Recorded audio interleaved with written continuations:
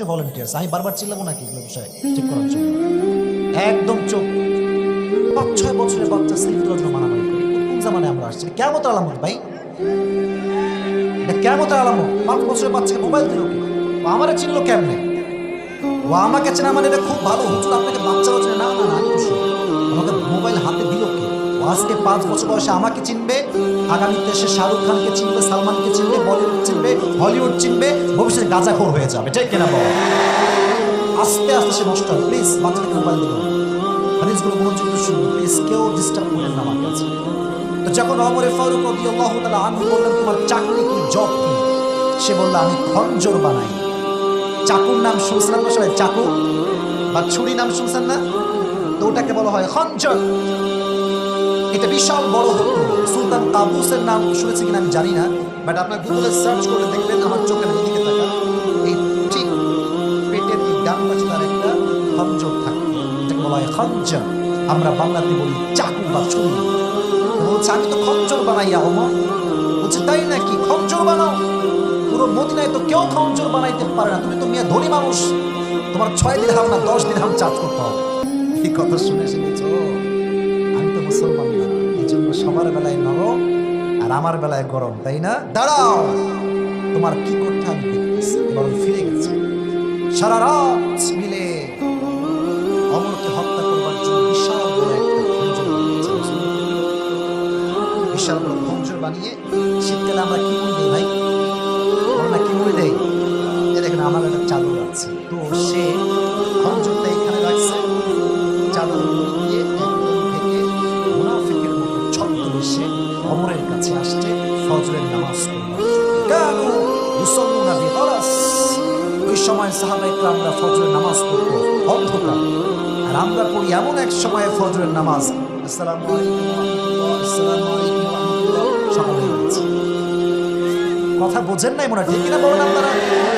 আউয়াল ওয়াক্তে ফজর নামাজ পড়া হচ্ছে নবীজির সুন্নাহ। সুবহানাল্লাহ পড়লেন না? অনেক হয়তো এখানে দু একজন আছেন যারা মক্কা এবং মদিনায় গিয়েছেন। গত 1 বছর আগে আল্লাহ তাআলা আমাকে নবীজির রওজায় গিয়ে সালাম পেশ করার সুযোগ দিয়েছেন। আপনারা আলহামদুলিল্লাহ পড়লেন না মন করে সবাই? যখন আমি মদিনায় গেলাম, যখন এয়ারপোর্টে নেমেছি, যখন আমি মদিনা শহরে চলা শুরু করেছি, নাটোরের গুরুদাসপুরের ভাইয়ারা, I started to feel, আমি ভাবতে শুরু করেছি যায় হায় হায়, আমি তো জান্নাতের বাগানে ঢুকে পড়েছি। এত সুন্দর বাতাস, এত সুন্দর এরিয়া, এত সুন্দর লাইটিং। যখন হোটেলে উঠে গিয়েছি তখন বাজে প্রায় ভোর 3টা বা 2টা, মানে তাহাজ্জুদের সময়। এই সময়টা কি ভাই? তাহাজ্জুদ। একটু মনোযোগ দিয়ে শুনবেন, এই হাদিসটা বলে আমি আমার আসল আলোচনা ফিরে যাচ্ছি, সমস্যা নেই। তো আমি যখন হোটেলে নেমেছি, আমাকে যে মুআল্লিম, যিনি প্রধান, বোঝায় হুজুর সাহেব আপনি বাংলাদেশ খুব ভালো ছিলেন, জানিয়ে যান, বাট আপনি কিন্তু কিচ্ছু ছিলেন না, খবরদার এখন সোজা যান, গোসল নেবেন, তারপর রওজায় যাবেন। আগে আগে যাবো নবীজির রওজায়, কিন্তু কারে ধরি কারে বলি, সবাই ব্যস্ত সবার কাছে। আমি হোটেলে আমার সামান দেখে নিচে বের হয়ে গেছি। প্রথমে একজন লোক পেলাম, বললাম ভাই এই না রওজাতুল রাসূল, নবীজির রওজাটা কোথায়? বললো এই ডান, এই বাম, এই দিকে যান, কিছু ছিল না। আরেকজন লোক দেখছি বিদেশ থেকে আসছে, বললাম ভাই হোয়ার ইজ দ্য রওজা located, show me the way, আমাকে একটু রাস্তা বলে দেন না, কোন দিকে নবীজির রওজা? উনি বললো ভাই আপনার আমি নিয়ে যাচ্ছি, নিয়ে গেলাম।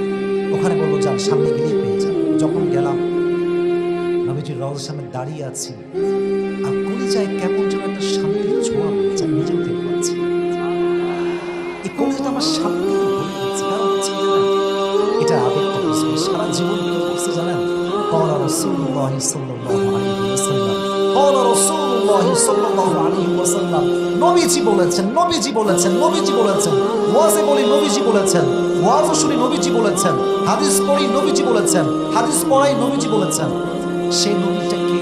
সে তো তার রওজা আমার সামনে দাঁড়িয়ে আছে। সুবহানাল্লাহ পড়েন, সালাম পেশ করি। যুবক ভাইরা বলবেন এটা যদি মন থেকে বলেন তাহলে আওয়াজ দিয়ে বলবেন, না চুপচাপ থাকবেন। সবার কি মন চায় যে নবীর রওজায় গিয়ে সালাম পেশ করবো? আবার জিজ্ঞেস করছি, আওয়াজটা নবীর রওজায় গিয়ে নবীকে সালাম পেশ করতে চায়? আমরা প্রত্যেকটা নামের গুরুদাসপুরের জন্য মন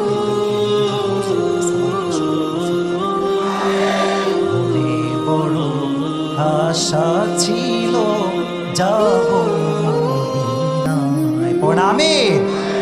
সালাম আমি করব গিয়ে, সালাম আমি করব গিয়ে নবীর রওজায়।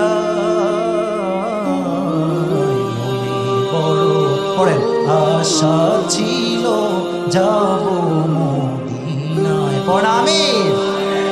সাহাবা একরাম মদিনাতে তখন অন্ধকারে নামাজ পড়তেন। তো ওমর ফারুক এসেছেন, এই সাহাবা একরাম সফু সুফুফাকুম, কাতার সোজা করো, কাঁধে কাঁধ মিলিয়ে দাঁড়াও, আল্লাহু আকবার। দাঁড়িয়েছেন নামাজে। আর ওদিকে মুনাফিকের ছত্র এসে আবু লুলুল মাজুসি চাদরটা মুড়িয়ে আছে, আর তার এই নাভির কাছে আছে খঞ্জর চাকু। আমি একটু অভিনয় করছি, এই জন্য আপনার হাদিসটা পুরো বুঝতে পারেন যে আসলে কি হচ্ছে। ওমর ফারুক সোজা গিয়েছেন, যখন রুকুতে গিয়েছে তখনই সুযোগ বুঝে আবু লুলুল মাজুসি পেছন থেকে খঞ্জর বের করে ওমরের সোজা পেট বড় একটা তিনটা ছোলা এইভাবে ধরেছে, ধরে এইভাবে তিনটা পোজ দিয়ে তিনবার ঘোরানো হয়েছে। এখান থেকে ধরে তিনটা রাউন্ড, তিনটা স্টেপ, তিনটা চাকুর আঘাতে অমরের ভিতর থেকে যে নারী ঘুরছিল সব বেরিয়ে চলে আসছে। ওমর ফারুক বলছে, কাতালানি আল কালব, আমাকে একটা কুকুর হত্যা করেছে, আমাকে বাঁচাও। সাহাবা একরাম সব দৌড় দিয়ে আসছে, ওমরকে ধরো। ওমর সেন্সলেস হয়ে গেল। চিকিৎসকরা আসছে, এসে বলছে ওমর ফারুক শুয়ে আছে অজ্ঞান। এভাবে দেখো পানিটা দিয়েছে, পেট কেটে গেছে,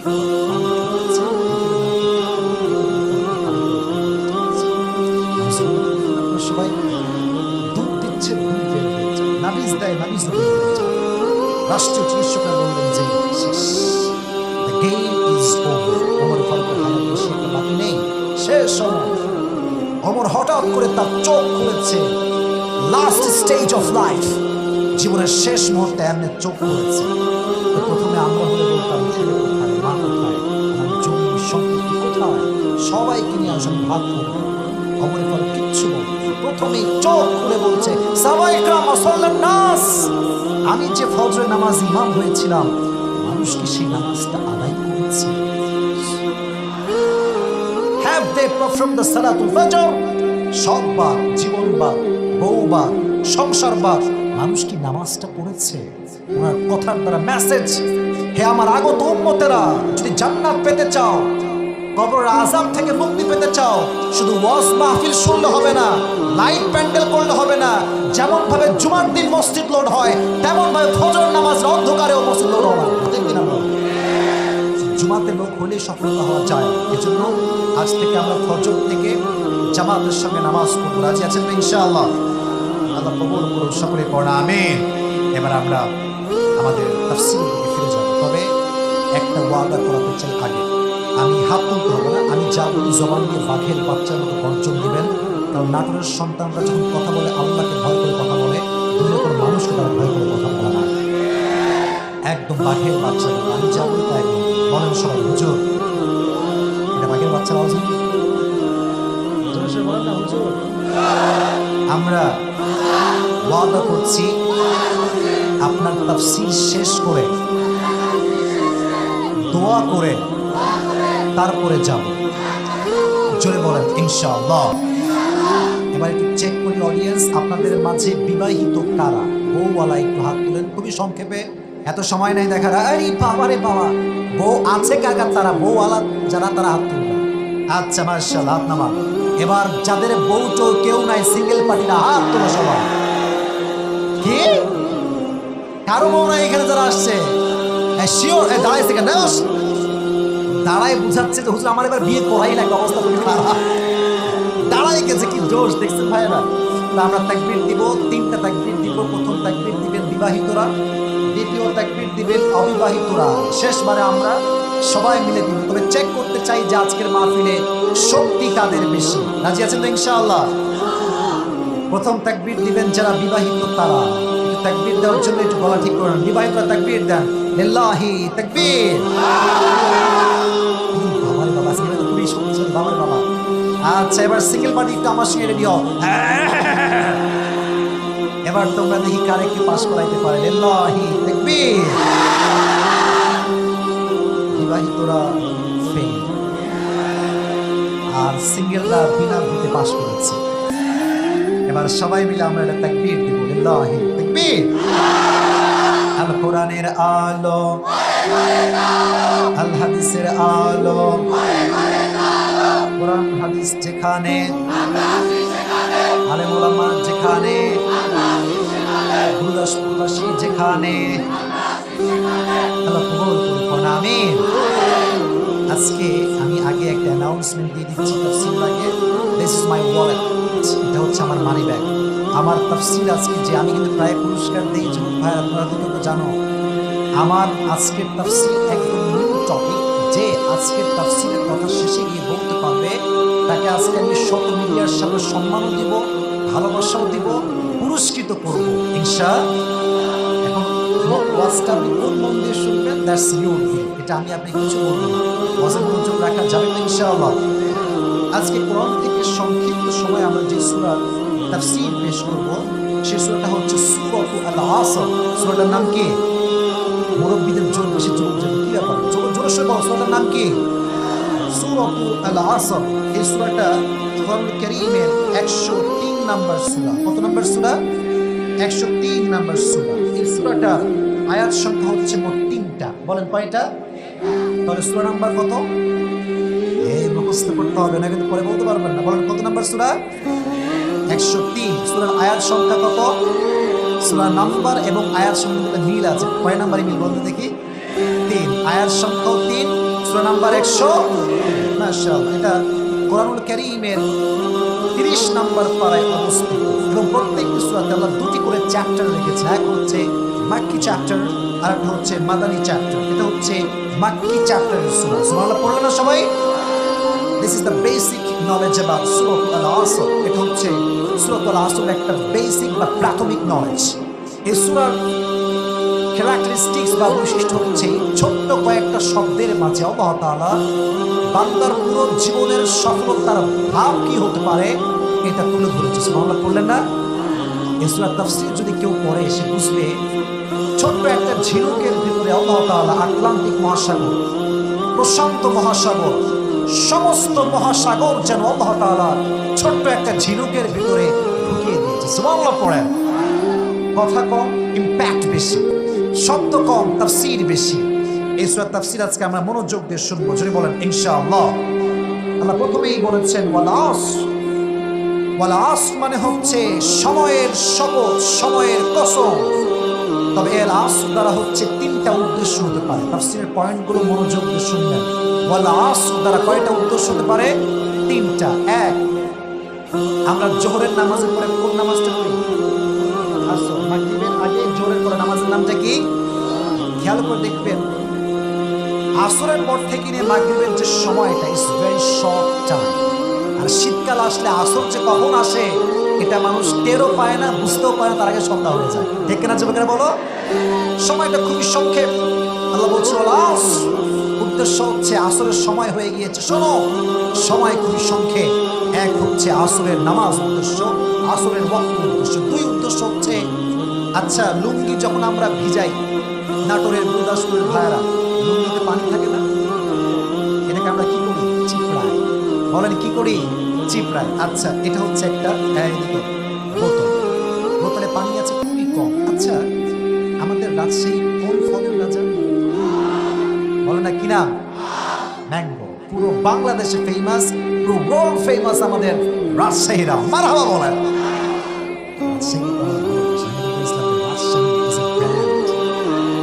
Nator is also a brand of Rajshahi. ঠিক কিনা? কাউকে মাইনাস করা যাবে তো। রাজশাহী হচ্ছে আমের শহর, আমের জন্য বিখ্যাত। নাটোর হচ্ছে কাঁচা গোলা। যাই হোক, নাটোর তো রাজশাহীর ভেতরে। যে রাজশাহী আমের জন্য বিখ্যাত হয়, নাটোরের জন্য সুনাম বহন করে। ঠিক কিনা বলেন যুবকেরা? একটা আম নিলেন, পুরো আম যদি আপনি এখানে ঢুকাই দিতে চান, পুরো আমটা ঢুকবে? কত বড় ঢুকবে?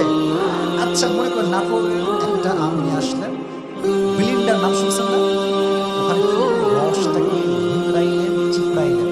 যে আমটা আপনি ঢুকাইতে পারছিলেন না, পুরো আলাম একটা আম, আপনি ওইরকম 3টা আমের রস একটা বোতলে জমা করতে পারেন।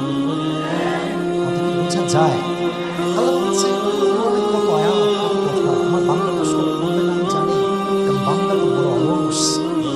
তার চায়ের দোকানে বসে 3 ঘন্টা খাও আলাপ করার সময় আছে, বাট 1 ঘন্টার তাফসীর শোনার সময় তার কাছে নেই। সারাদিন মুভি দেখে, 4 ঘন্টার মুভি দেখে শেষ করে ফেলে, আর হুজুর আধা ঘন্টা ওয়াজ করবে, যুবকের মাজায় ব্যথা, কোমরে ব্যথা শুনবে। চাইতে গিয়ে বলো তো আল্লাহ বলছে যেহেতু তুমি পড়বা না আমার বান্দা, তাই কি করলাম জানো? আল্লাহ মানে হচ্ছে নিংড়ানো, চিপড়ানো। আল্লাহ বলছে পুরো কোরআনে যা আছে এটাকে আল্লাহ ব্লিন্ডারিং করে নিংড়িয়ে চিপড়িয়ে পুরো সব কথার সারাংশ আল্লাহ সূরা আসরের মাঝে ঢুকিয়ে দিয়েছে। জোরে সোরে সুবহানাল্লাহ বললেন না আপনারা? তাহলে আসর দ্বারা উদ্দেশ্য হচ্ছে নিংড়ানো, চিপড়ানো। Number 3, and that is the last point, আসর মানে হচ্ছে ইতিহাস। আসর মানে কি? ইতিহাস। ইতিহাস কেন? ইতিহাস হচ্ছে মানুষের খারাপ কাজের সাক্ষী আর ভালো কাজের সাক্ষী। কে ভোটে গিয়ে কতটুকু ভালো কাজ করেছে, এটা আগামী ভোট আসলে 5 বছর হিসাব করলে সবকিছু বের হয়ে যাবে, ঠিক কিনা? ইতিহাস হচ্ছে মানুষের ভালো এবং খারাপের সাক্ষী। আল্লাহ বলছে ইতিহাসের কসম শোনো। আল্লাহ কসম খেয়ে একটা কথা বলছে, ইন্নাল ইনসানা লাফি খুসর। আল্লাহ বলছেন পৃথিবীর সমস্ত মানুষ ক্ষতিগ্রস্তের মাঝে শামিল। আলিফ লামটা হচ্ছে আলিফ লাম ইস্তিগরাকি, কোন শামিল? সমস্ত মানুষ গুনাহগার, সব গুনাহের মাঝে শামিল। কেন গুনাহগার? আজকাল মুরব্বীরা গুনাহগার এই জন্য চায়ের দোকানে বসে বসে মুরব্বী আব্বাদের শুধু চা খায় না, ঘুমাইয়া ভিডিওটা না। কথা আসতে ঠিক বললে ওয়াজ করতে পারবে। কথা কি ঠিক না বেঠিক যুবক ভাইরা? শুধু মুরব্বীরা বিড়ি খায় আর যুবকরা ভিডিও খায়, মাইয়াও দেখে। শুধু এই পর্যন্ত শেষ না, টিস করে বাবা দেখ না, বাবা গেল, দেখ দেখ দেখ দেখ দেখ দেখ। ক্ষতিগ্রস্তের সামিল হয়ে গিয়েছে আমরা। এবং যুব সমাজের অধপতনের সবচাইতে বড় কারণ হচ্ছে যুব সমাজ আজকে পর্নোগ্রাফিতে আসক্ত হয়ে গিয়েছে। এবং মেয়েদের জন্য একটা কথাই বলবো, এবং সেটা আমার শেষ কথা, এবং তারপরে আমি আমার পয়েন্টগুলো শেয়ার করবো যে কারা ক্ষতিগ্রস্ত নয় তাদের কথা আমি মেনশন করবো। মেয়েদের অধপতনের সবচাইতে বড় কারণ হচ্ছে এদের রুচির মাঝে দুর্ভিক্ষ শুরু হয়েছে। বেশি ব্যাখ্যা দিতে চাই না, কারণ রাগ করে সহ্য করতে পারে না। এর কারণ হচ্ছে অনেক মেয়ে দেখবেন আজকাল দাড়িওয়ালা ছেলেকে পছন্দ করতে চায়। এই গুরুদাসপুরের ভাইরা চাউনি এটা কি? ওইদিকে লোকের আওয়াজ করবে কি? আমাকে অনেস্টলি বলবে, কোনো ভেজাল লাগবে না। Am I looking unsmart or smart? Am I looking backdated or updated? আমি শুধু আপডেট তা নয়, আমি তো বিশ্বাস করি যে চাপ দাড়ি রাখে সে সিংহের বাচ্চা, ঠিক না বল? পুরুষের পরিচয় তো দাড়ি দিলে হবে। তো আমি মাঝে মাঝে একটু মজা করেই বলি, যেই মেয়ের দাড়ি পছন্দ না তার জন্য বিটিএস ছাড়া সেকেন্ড কোনো অপশন। এখন বিটিএস এরা হিজড়া না কি এটা আমি আর বলতে চাই না। যেই মেয়ে বলবে যে তোমার দাড়ির জন্য আমার পছন্দ হয়, তোমরা তুই এখানেই থাম, তোর জন্য কোরিয়ান থেকে হিজড়া নিয়ে আসতে ওরে বিয়ে করবে। যে দাড়িকে পছন্দ করতে চায় সে মুসলমান ঘরের মেয়ে হতে পারে না, ঠিক না? ইন্নাল ইনসানা লাফি খুসর। মেয়ে হোক, ছেলে হোক, যুবক হোক, মুরব্বী হোক, সবাই ক্ষতিগ্রস্তের ভিতরে শামিল হয়ে গিয়েছে। বাট আল্লাহ বলছেন ইল্লাল্লাযীনা আমানু ওয়া আমিলুস সালিহাত। আল্লাহ বলছেন 4 ধরনের মানুষ যারা কখনো অসফল হতে পারে না। এক হচ্ছে যে ব্যক্তির হৃদয়ে ঈমান আছে। একজনের জন্য আওয়াজ দিয়ে বলেন তো তিনি কে? Number 1 quality, the people those who have the faith about their Lord, যারা আল্লাহকে বিশ্বাস করে, ঈমান রাখে, তারা কখনো অসফল হতে পারে না। সুবহানাল্লাহ পড়লেন না? ঈমান কাকে বলে এটা আমি বাস্তবিক সমাজে আঙ্গুল দেখিয়ে দেখিয়ে আজকে বলবো। বাট এই যে আপনার সাউন্ড বাঘের বাচ্চার মতো, এটা শেষ পর্যন্ত থাকবে। রাজি আছেন তো? ইল্লাল্লাযীনা আমানু, যারা ঈমান এনেছে। ঈমান মানে হচ্ছে ফেথ, রেকগনাইজেশন। ঈমান মানে হচ্ছে বিশ্বাস, ঈমান মানে হচ্ছে স্বীকৃতি দেওয়া। যে ব্যক্তি ঈমান আনে সে ব্যক্তি প্রথমেই বিশ্বাস করে একজন সত্তাকে। একটু মন করে বলেন তিনি কে? আমরা আল্লাহকে রব হিসেবে বিশ্বাস করি এবং আমাদের নবী মুহাম্মদুর রাসূলুল্লাহ সাল্লাল্লাহু আলাইহি ওয়াসাল্লামকে আমরা শেষ নবী মানি। আর যারা নবীকে শেষ নবী মানতে চায় না তারা কখনো মুসলমান ঘরের সন্তান নয়, তারা স্পষ্ট কাফেরের সন্তান, ঠিক কিনা বলা? নবী হচ্ছে শেষ নবী। আজকাল আমাদের সমাজে কাদিয়ানি দ্বারা ভরপুর হয়ে গেছে। কাদিয়ানি যারা বলে যে এই নবীর পরে আরো নবী আসবে। আমাদের কথা হচ্ছে আমাদের গর্দান যাবে, বাট নবীর বিরুদ্ধে একটা বাজে টু শব্দ করবে আমি চুল পরিমাণ সহ্য করতে পারবো না, ঠিক কিনা? আল্লাহ এবং তার নবীকে বিশ্বাস করতে হবে। এখন আসেন, ঈমান আনতে গেলে কিন্তু অনেক ঝামেলা আছে। যুবকেরা, মুরব্বীরা, আমার কথাগুলো না একটু এখান থেকে শুনে বুঝে আসবে। আচ্ছা, নাস্তিক আমাদের এই দেশে, পাশের দেশ, নাম বলতে চাই না, নাস্তিক আছে নাই? কিছুদিন আগে পুরো বাংলাদেশ তোলপাড় হয়েছিল। এক নাস্তিক বলেছিল, বলতে লজ্জা লাগে বা বলতে হয়, বলেছিল যে আমার নবী নাকি নারী নবী ছিলেন, তাই তিনি আয়েশাকে মাত্র 6 বছর বয়স। যেই নাস্তিক এই কথা বলে তার সঙ্গে কোনো আপোষ হবে না, তাকে বাইতুল মুকাররমের সামনে নিয়ে সোজা ফাঁসির কাস্টে ঝুলিয়ে দিতে হবে।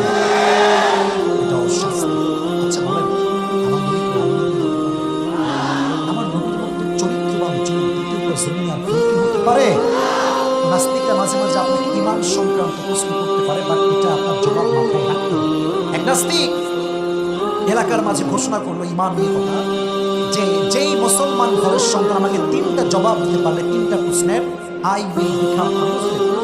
তার জবাব পেয়ে গেলে আমি মুসলমান হয়ে যাবো। কয়টা প্রশ্ন?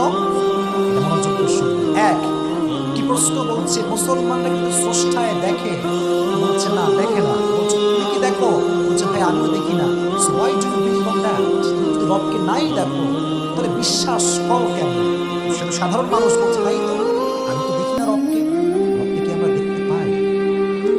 বলেন না, ভয় নেই, বলেন পাই। Number 1, why do you believe on that? Because you can't see your God. তুমি তো রবকে দেখো না, so why do you believe on that? তুমি বিশ্বাস করো কেমনে? 1 নম্বর। 2 নম্বর প্রশ্ন আসতে বলছে যে আচ্ছা, জিন, শয়তান মাটির তৈরি না আগুনের তৈরি? কিসের তৈরি? এবার আর একটা প্রশ্ন, কোনো ভয় ছাড়া জবাব দেবেন। জাহান্নামের যে শাস্তি মানুষকে দেওয়া হবে, এটা কি দেওয়া হবে?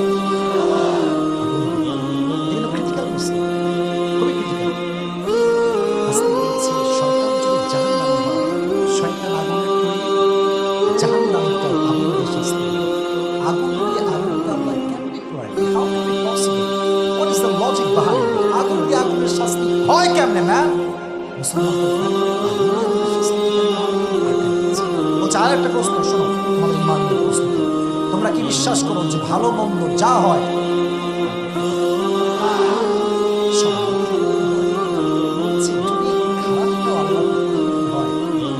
তোমার দেশে আদালত, জজ কেন, ব্যারিস্টার কেন, সব তো আল্লাহ করছে। জজ কেমন লাগে, উকিল কেমন লাগে? আসলে প্রশ্ন আছে না নাই? মুসলমান বলছে ভাই এটা তো আমি সাধারণ ঘরের মানুষ, আমি পারবো না, হুজুররা পারবো। হুজুররাও ডিক্লেয়ার দিয়েছে আমরা পারবো না। তো একদিন নাস্তিক রাস্তা দিয়ে হাঁটতেছে, খুব বাহাদুর, মুসলমানরা আমার জবাব করতে পারে না, আমি জিতে গেছি। তো এক দরবেশ হুজুরের সঙ্গে দেখা, এটা বোঝাবার স্বার্থে বলছি ঈমানটা আসলে কাকে বলে। দরবেশ সঙ্গে দেখা বলছে, খবর তুমি নাকি বলেছো যে তোমার 3টা প্রশ্নের জবাব জবাব দিয়ে মুসলমান হয়ে যাবো? বলছে ইয়েস, আমি তো রেডি মুসলমান হওয়ার জন্য, just I need my answer, আমার উত্তর দিলেই হবে। বলছে প্রথম প্রশ্ন কি? বলছে প্রথম প্রশ্ন, তোমরা তোমাদের রবকে দেখতে পাও না, so how can you believe on your god? বিশ্বাস করো কেন? 1 নাম্বার। 2 কি? বলছে আগুনের দ্বারা জিন শয়তান তৈরি, আগুনের শাস্তি কেমনে হবে? 3, ভালো মন্দ আল্লাহর পক্ষ থেকে হয়, যদি খারাপটাও আল্লাহই করে, আদালত কেন, জজ কেন, উকিল কেন, ব্যারিস্টার কেন?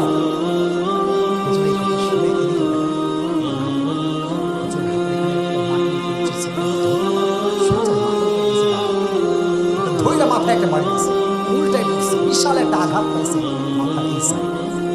এই কথা তর্ক করতে করতে বাদশা পর্যন্ত, বিচারক পর্যন্ত, বিচার বসে গেছে, সালিশ। বাদশা বলছে কি খবর হুজুর, জবাব দিবেন না? ভালো কথা, আপনি মারলেন কেন? হুজুর ডাক দিয়ে বলছে মহারাজ, বিচারক সাহেব, আজকে আমি যেটাকে একটা আঘাত করেছি মাটির কলসি দিয়ে, এই একটা আঘাতে আমার 3টা জবাব দিতে আছে। একটা মাটির কলসির আঘাতে আমি 3টা জবাব দিয়েছি। নাস্তিক বলে মুসলমানের মাথার তার ছিঁড়ে গেছে, মাটির কলসির আঘাত 3টা জবাব থাকবে কেমন করে? মনে আছে সবার? বলছে প্রথম প্রশ্ন কি ছিল আপনার বলেন রাজা সাহেবকে? বলেন। রাজা সাহেব বলছে যদি মুসলমান স্রষ্টাকে না দেখে বিশ্বাস করে আচ্ছা ভাই আপনাকে কি হয়েছে, আপনার কি সমস্যা? বলছে আমার ব্যথা লাগছে, খুব ব্যথা পাচ্ছি। বলছে তাই নাকি? ব্যথা খুব পাচ্ছি, ব্যথা দেখা, ব্যথা দেখা, ব্যথা কি দেখা যায় নাকি? না ব্যথা কি দেখার জিনিস নাকি? তো অনুভব করার জিনিস, তো ফিল করতে হয়। এটাই তো আমার জবাব। তোমার ব্যথা তুমি অনুভব করে তুমি বিশ্বাস করো তোমার ব্যথাকে। আমি তো আমার রবকে প্রত্যেকটা জায়গায় ফিল করতে পারি, অনুভব করতে পারি, অথবা আমি বিশ্বাস করি আমার রব আল্লাহ আছে, ঠিক কিনা?